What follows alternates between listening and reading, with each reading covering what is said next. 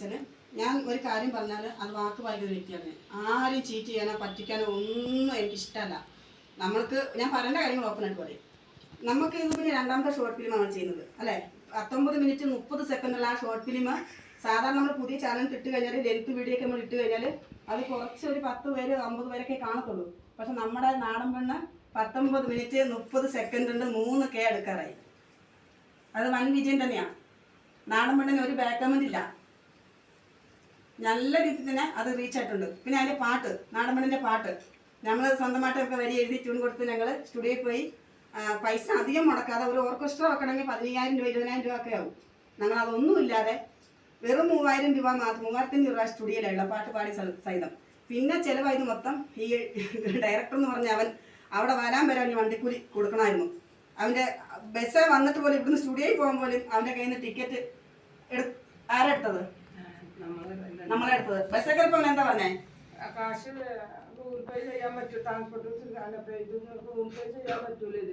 Photo suit വിട്ട് director, നാടൻ പെണ്ണിന്റെ ഡയറക്ടർ ഒറ്റയ്ക്ക് പേര് വേണം, നാടൻ പെണ്ണെന്ന് ഡയറക്ടറാണ്. ഞാൻ അവന് തലേന്ന് ഓൾറെഡി പൈസ ഇട്ട് കൊടുത്തു, 3,000 രൂപ ഇട്ട് കൊടുത്ത് പറഞ്ഞ് ചേച്ചിക്ക് കഴിഞ്ഞ് തിരിച്ചു തരാന്ന് പറഞ്ഞു. ഞങ്ങൾ റിലീസ് ആകുമ്പോൾ തിരിച്ചു തരാം, ഇപ്പം എനിക്ക് പൈസ ഇല്ലെന്ന് പറഞ്ഞു. ഞാൻ 3,000 രൂപ അക്കൗണ്ട് ഇട്ട് കൊടുത്തതിന്റെ പിറ്റേ ദിവസം ഇവരുടെ വീട്ടിൽ നിന്നാണ് ഞങ്ങൾ സ്റ്റുഡിയോയിലോട്ട് കൊടുത്തത്. ഈ വണ്ടിക്കൂലി എടുക്കാൻ പറഞ്ഞപ്പോ ആ പുള്ളി എന്നാ പറഞ്ഞറിയോ, കോട്ടും സൂട്ടും കണ്ണടയ്ക്ക് വെച്ച് ഞാൻ അമേരിക്കയിൽ നിന്ന് വന്നിറങ്ങിയ ഇന്ത്യൻ പ്രധാനമന്ത്രിയുടെ മാനെപ്പോലെയാണ്. എന്നിട്ട് ബസ്സുകാരോട് പറഞ്ഞു ഗൂഗിൾ പേ ആണ്. എന്നിട്ട് ആ പുള്ളിക്കാരൻ പറഞ്ഞു എന്നോട് ചോദിച്ചാൽ അത് ആരാണ്? ഞാൻ പറഞ്ഞു നമ്മുടെ ഫ്രണ്ടാന്ന് പറഞ്ഞു. എവിടുന്ന് വന്നതാ ചേച്ചി? ആ കോട്ട അവൻ നാടേക്ക് എത്തിട്ടുള്ളതാണ് ചോദിച്ചു.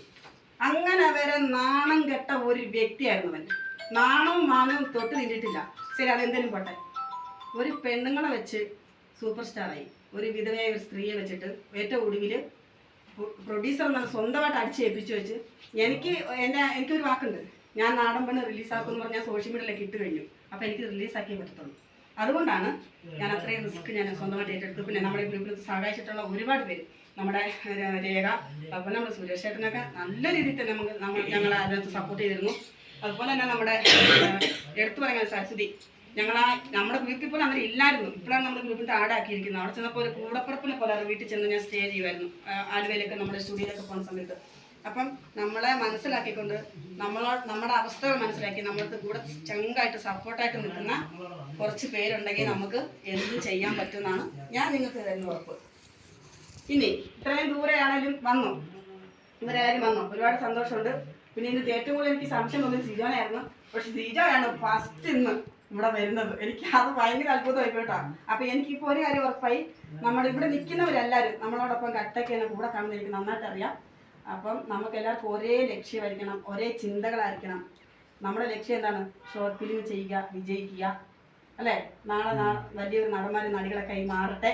അതുപോലെ തന്നെ നമ്മുടെ കുമളിയിലുള്ള നമ്മുടെ സുമ, ഇന്നലെ ഞാൻ വിളിച്ചു, ഇലക്ഷനൊക്കെ നിൽക്കുമായിരുന്നു, BJPയുടെ ഒരു സ്ഥാനാർത്ഥിയായിരുന്നു. ഞാൻ ഇന്നലെ വളരെ സന്തോഷത്തോടു കൂടി വിളിച്ചപ്പോൾ ഒരു ഡയലോഗ് കൂടി പറഞ്ഞു. എന്താ ഈ റിസൾട്ട് എന്ന് ചോദിച്ചപ്പോൾ എന്നോട് പറഞ്ഞെന്നറിയോ, ഭയങ്കര ചിരിച്ചോണ്ട് വോയിസ് ഇട്ട് നമ്മൾ ചിരിയൊക്കെ ചിരിച്ച് ഭൂരിപക്ഷത്തോട് ഞാൻ പരാജയപ്പെട്ടിരിക്കുന്നു പറഞ്ഞു. അപ്പം അതുകൊണ്ട് അപ്പം ഇനി തൊട്ട് നമ്മുടെ ഷോർട്ട് ഫിലിമിലെ നമ്മുടെ ഒരു കൂടപ്പുറപ്പിനെ പോലെ സുമയും ഉണ്ടാവും. അവിടെ സുമയുടെ ഹസ്ബൻഡാണ്, പുള്ളി ഉണ്ടാവും. അതിന് ബാബുചേട്ടനൊക്കെ ഇതുവരെയായിട്ട് ഒരു ഫിലിം എന്താണ്, അല്ലെങ്കിൽ നിങ്ങളുടെ ഷോർട്ട് ഫിലിം എന്താണ്, ഒരു ക്യാമറയുടെ മുന്നിൽ അങ്ങനത്തെ സംഭവം ചെയ്തിട്ടില്ല. അപ്പം എൻ്റെ ചെറുപ്പം മുതൽ ഞാനിവിടെ വന്ന കാലം തൊട്ടേ ഞങ്ങൾ തമ്മിലുള്ള നല്ലൊരു ഫാമിലി ഫ്രണ്ടാണ്. എൻ്റെ കാര്യങ്ങൾ ഞാൻ എന്താണ് ഏതാണെന്നുള്ളതിനൊക്കെ കുറിച്ചൊക്കെ നമുക്ക് ബാബുചേട്ടൻ നന്നായിട്ട് അറിയാം. അതുപോലെ രാജേച്ചിക്ക് അറിയാം. രാജേച്ചി നല്ലൊരു ടൈലറാണ്, മുകളിൽ ഷോപ്പൊക്കെ ഉള്ളതാണ്.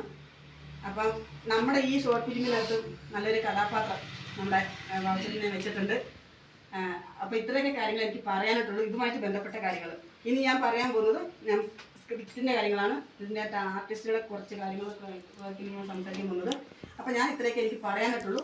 എല്ലാവരും കേട്ടിട്ട് ഇതിവിടെ തന്നെ എനിക്ക് ഉറപ്പ് തരണം. നമുക്കിനി കുറച്ച് കാര്യങ്ങൾ ചർച്ച ചെയ്യാനുണ്ട് ഫിലിമായിട്ട് ബന്ധപ്പെട്ട്, അത് ഞാൻ പിന്നെ പറയാം. അപ്പോൾ ഞാൻ ഇത്രയൊക്കെ പറഞ്ഞുകൊണ്ട് എൻ്റെ വാക്കുകളോട് ചുരുക്കുന്നു.